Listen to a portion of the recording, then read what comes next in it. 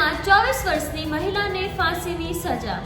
યુવતીએ 2022માં બોયફ્રેન્ડને આયુર્વેદિક ટોનિકમાં ઝેર ભેળવીને પીવડાવ્યું હતું। કોર્ટે કહ્યું, આ rarest of the rare case કેરળના તિરુવનંતપુરમની જિલ્લા અદાલતે સોમવારે 24 વર્ષીય યુવતીને મૃત્યુદંડની સજા સંભળાવી છે। ઓક્ટોબર 2022માં યુવતીએ તેના બોયફ્રેન્ડને આયુર્વેદિક ટોનિકમાં ઝેર ભેળવીને પીવડાવી દીધું અને તેને મારી નાખ્યો હતો। યુવતીના લગ્ન બીજે નક્કી થયા હતા એટલે તેને બોયફ્રેન્ડથી પીછો છોડાવવા માટે તેને મારી નાખ્યો।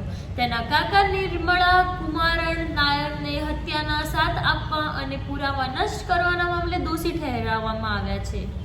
તેને 3 વર્ષની સજા ફટકારવામાં આવી છે। પુરાવાના અભાવે યુવતીની માતાને છોડી દેવામાં આવી છે।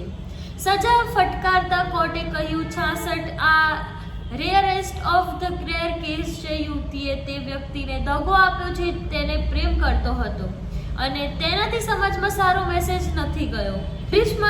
ગ્રીષ્માના વકીલે કહ્યું કે તે શિક્ષિત છે અને તેના માતા પિતાની એકમાત્ર પુત્રી છે। તેને અત્યાર સુધી કોઈ ગુનાહિત રેકોર્ડ નથી। આવી સ્થિતિમાં સજા ઘટાડવી જોઈએ। કોર્ટે 586 પાનાના પોતાના નિર્ણયમાં કહ્યું કે ગુનાની ગંભીરતાને જોતા આરોપીની ઉંમર અને અન્ય સંજોગોને ધ્યાનમાં લેવાની જરૂર નથી।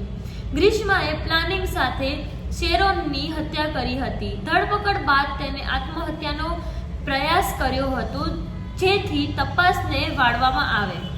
છોકરો સંબંધ ખતમ કરવા માંગતો ન હતો તેથી તેણે હત્યા કરી। સ્પેશિયલ પબ્લિક પ્રોસિક્યુટિવ વીએસ વિની કુમારને જણાવ્યા અનુસાર દોષી ગ્રીષ્માના લગ્ન નાગરકોઇલના રહેવાસી આર્મી સૈનિક સાથે નક્કી કરવામાં આવ્યા હતા। આ કારણે તે તેના બોયફ્રેન્ડ શેરોન રાજનને સંબંધ તોડવા માટે કહી રહી હતી પરંતુ શેરોન ગ્રીષ્મા સાથેનો સંબંધ ખતમ કરવા માંગતો ન હતો।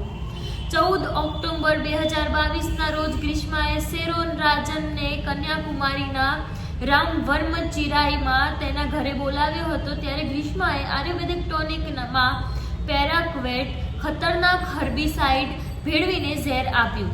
ગ્રીષ્માના ઘરેથી નીકળવાની સાથે જ શેરોનની તબિયત બગડવા લાગી અને તેને સતત ઉલટી થવા લાગી। પરિવારજનોએ તેને તાત્કાલિક હોસ્પિટલમાં દાખલ કરવામાં આવ્યો હતો। 23 વર્ષનો શેરોન 11 દિવસ પછી 25 ઓક્ટોબરે હોસ્પિટલમાં મૃત્યુ પામ્યો। શેરોન તિરુવનંતપુરમના પરસાલાનો રહેવાસી હતો। અગાઉ પણ મારવાનો પ્રયાસ કર્યો હતો।